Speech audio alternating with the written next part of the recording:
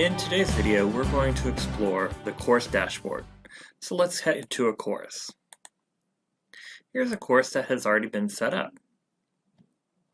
You can see there's lots of content blocks on the dashboard. The first content block I want to look at is the plans content block. And this is connected to the planner, in which you can create lesson plans that will populate depending upon the date. Here you can select what dates are shown on the dashboard. Students as well can change the date to view whatever is relevant to them.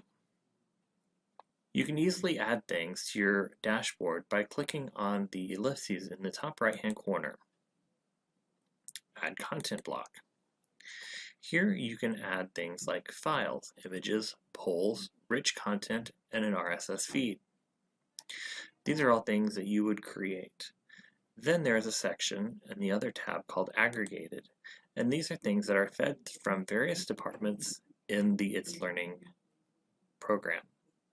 You have a course progress, events, favorites, individual learning plans, latest changes, plans, and tasks.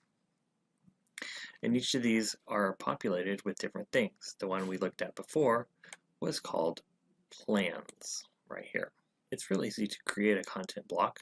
Simply click on the one that you want to create. The content block that you'll use the most is probably the rich content.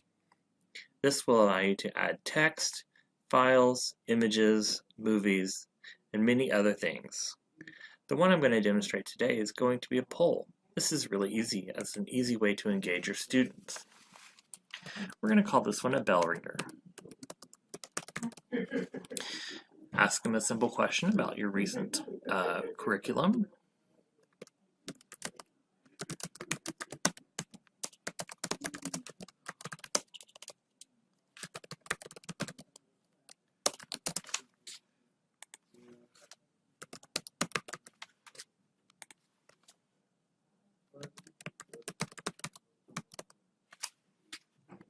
I'm going to add another alternative.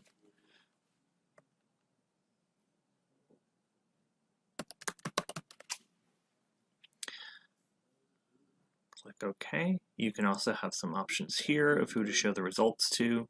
If you don't want the students to see the answers before everyone else has had a chance, if they're looking at each other's computers. Editors only will only let the person that created it see it. Any user at any time can see the data, and after the user votes. Okay, we're going to click on that one. Okay, and so here you can see that when you add a content block, it shows up right to the left at the very beginning.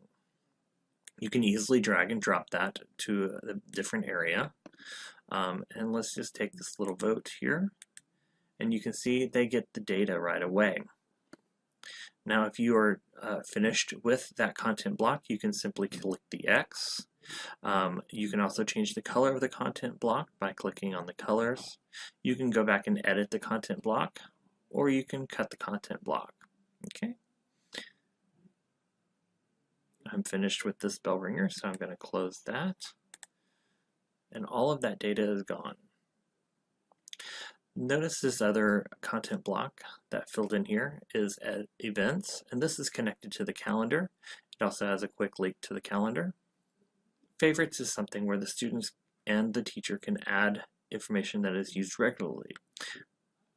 Down here we have bulletins, where you can simply post a bulletin that will keep the students up to date on what's going on in the courses.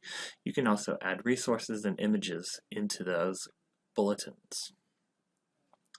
If you'd like to see what the students see in your course, you can simply click on the ellipses at the top, switch it to the pupil view, and you'll see that they see pretty much the same thing that you do, minus the abilities to edit these blocks. Now if you want to go back and edit the blocks again, you have to switch the view back to the administrator or teacher view.